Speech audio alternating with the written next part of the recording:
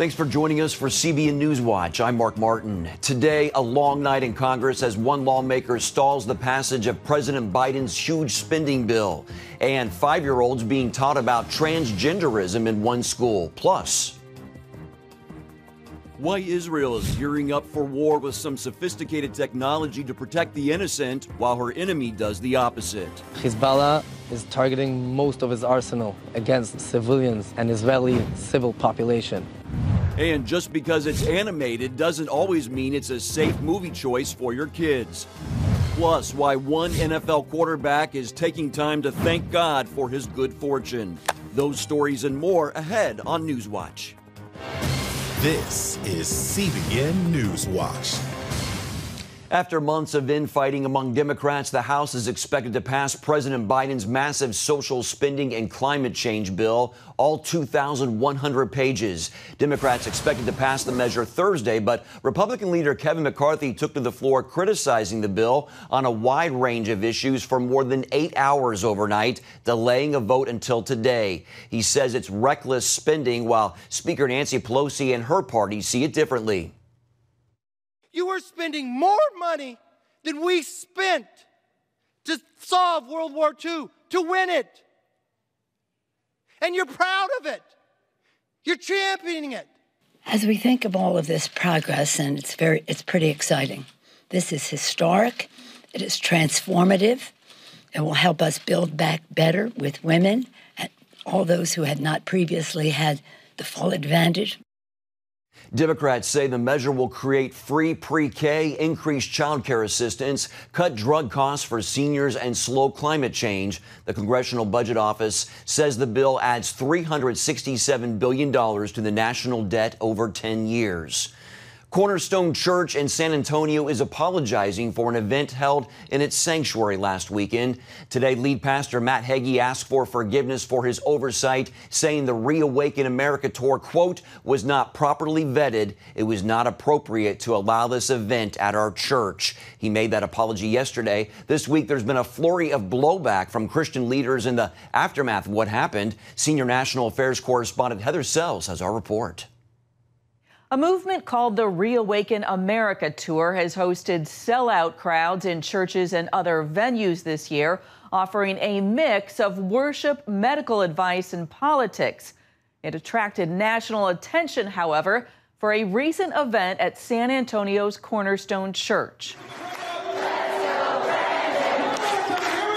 Video of the crowd breaking out in this chant, a euphemism for a vulgar threat against President Biden, went viral over the weekend, leading some faith leaders like Pastor Sam Rodriguez and Southern Baptist President Ed Litton to condemn it.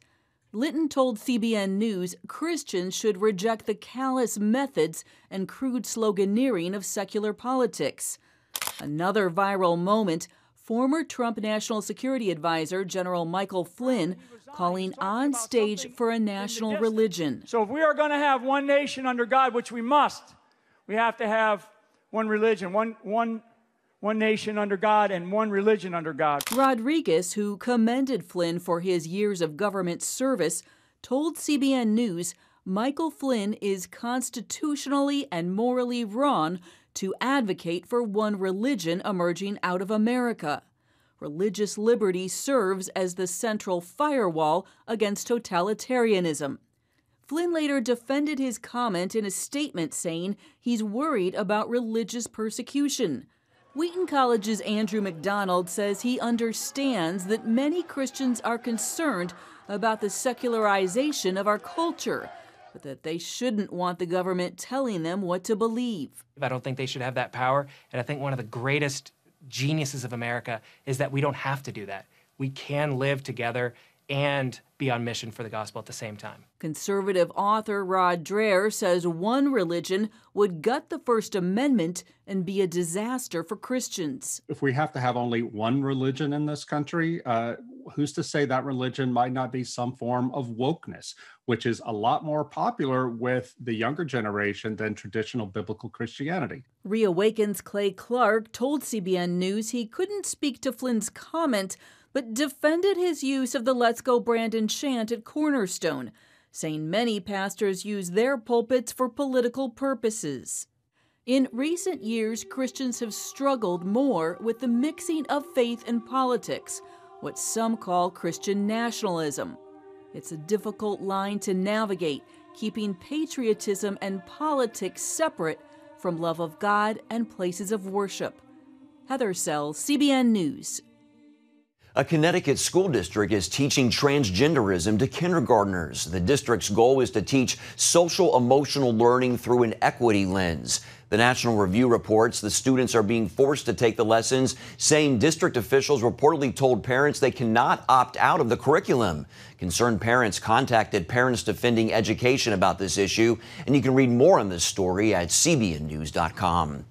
A bipartisan group of attorneys general from across the nation are investigating Meta. That's Facebook's new name. The Washington Post reports they're concerned whether the parent company of Instagram violated consumer protection laws by promoting Instagram to children and teens. This comes following the company's own research and other information showing its harmful effects on young people, especially girls, and the company's lagging efforts to do anything about it. 15 years after the Second Lebanon War, Israel is preparing for the next war with the Iranian-backed army Hezbollah. As Chris Mitchell reports, Israel is developing tactics to both defeat Hezbollah and protect civilians caught in harm's way. In 2006, Hezbollah fired nearly 4,000 rockets at Israel for more than a month, forcing Israelis to seek shelter.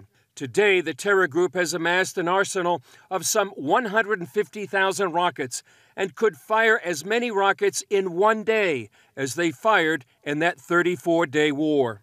In the ongoing week, we are exercising several scenarios against the terror organization Hezbollah.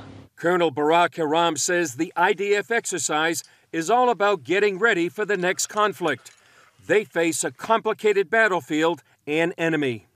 Hezbollah is targeting most of its arsenal against civilians and Israeli civil population.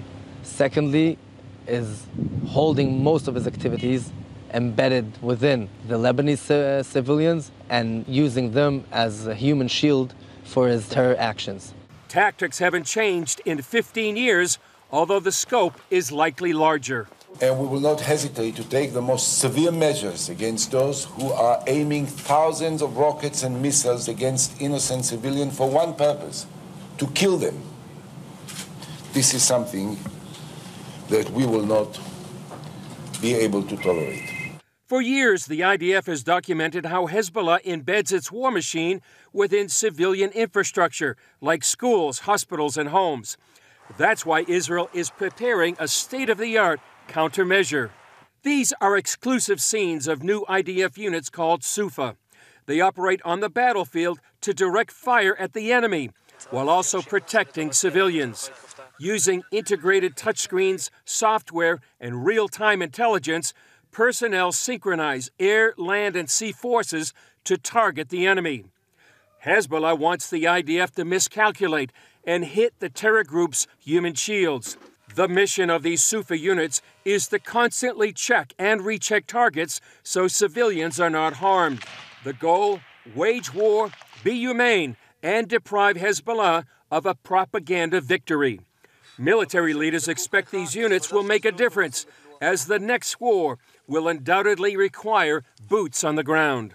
We understand that in any scenario that will occur in the future, we will be forced to use ground forces and to maneuver inside Lebanon in order to eliminate threats against Israel and in order to protect the Israel's sovereignty and civilians all around. At a background briefing, CBN News learned this next conflict will be known as the First Northern Front War, since Hezbollah is so entrenched in both Lebanon and Syria. The IDF adds the next war will be on a bigger scale and hopefully create a new situation inside Lebanon, a scenario they hope ultimately leads to peace. Chris Mitchell, CBN News, Jerusalem. Coming up, Chris joins us from Jerusalem with more, including some biblical perspective on the potential for Israel to go to war with Hezbollah to defend the Holy Land.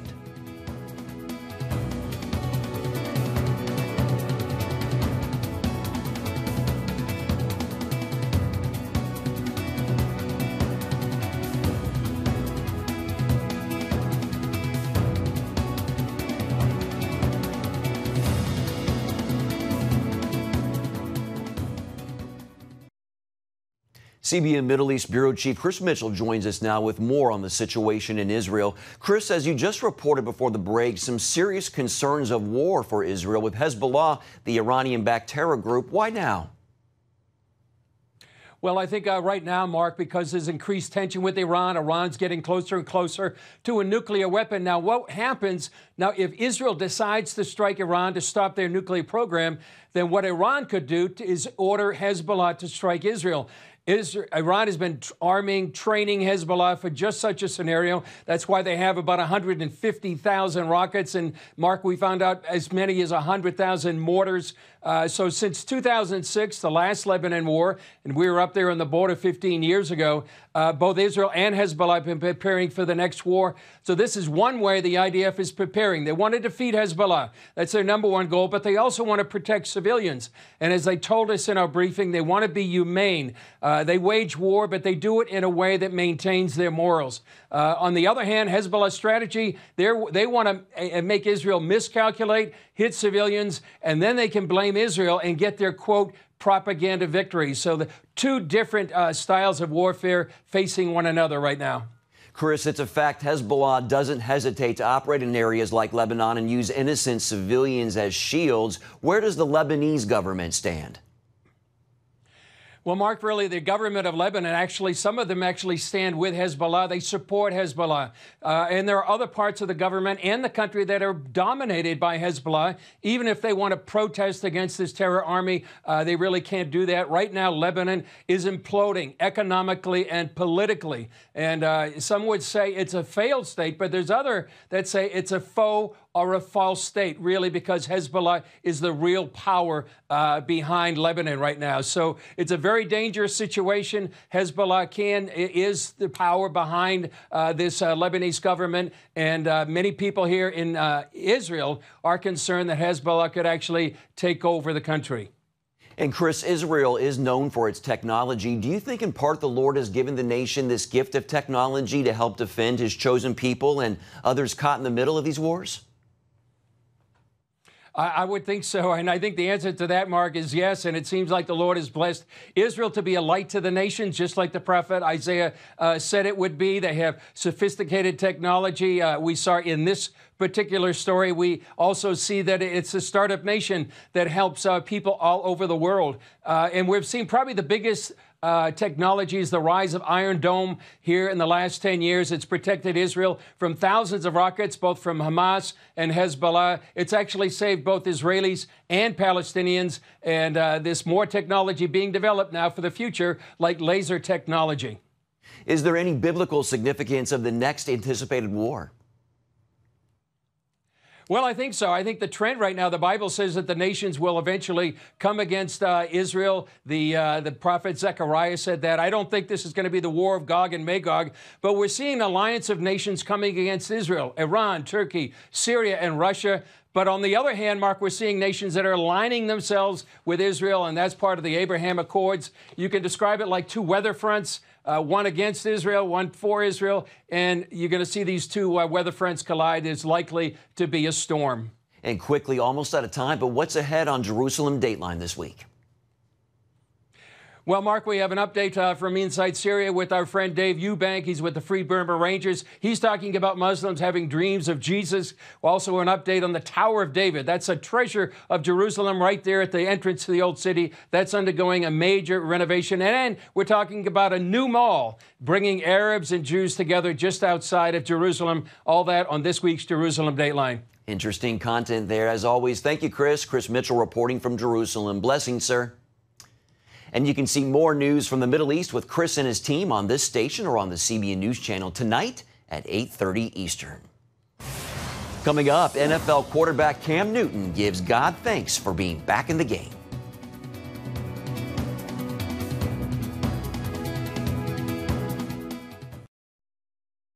Time now to talk sports with CBN Sports Director Sean Brown. Hey, Sean. Hey, Mark. Good morning. Big news recently with Cam Newton being picked up by the Carolina Panthers, the team where his NFL career started. Bring us up to speed.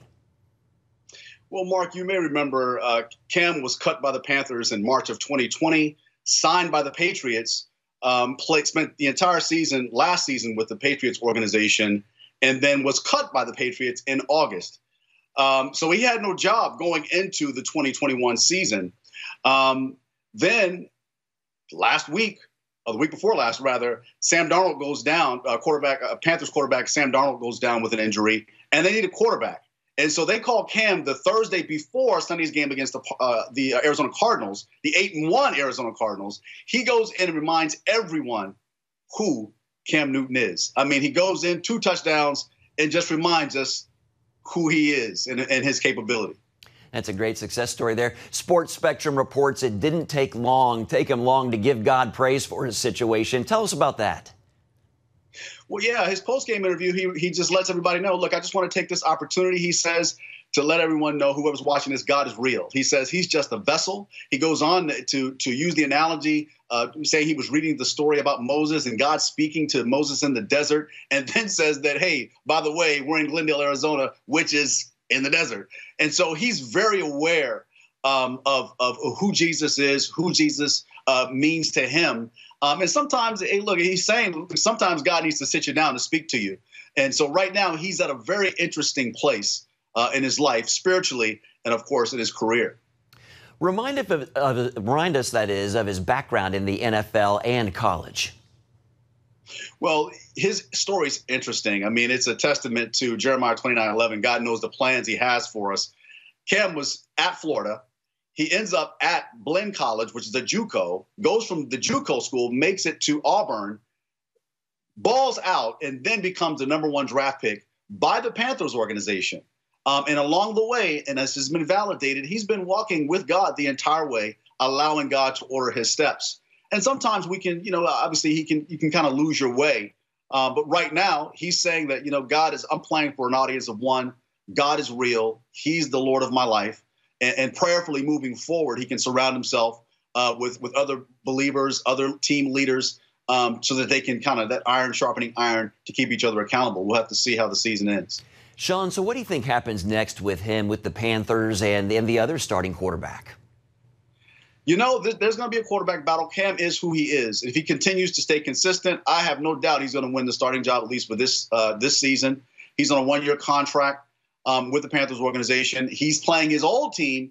He's playing his old coach and Ron Rivera and the Washington football team this week. And so as long as he remains consistent, I have no doubt he's going to win the starting job.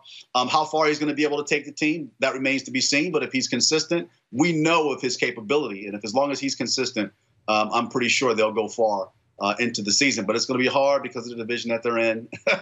And so we'll have to see how that plays out. He still has to deal with Tom Brady. And so we'll have to see how that works out.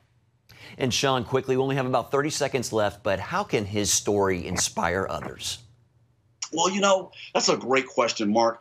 God knows the plans he has for you, plans to prosper you, not to harm you, to give you hope in a future. And that's really what this is. Sometimes you can lose your way and God needs to sit you down and say, look, we need to realign your priorities here. I've got a plan for you, plans to prosper you if you would just follow me, if you would just listen to me.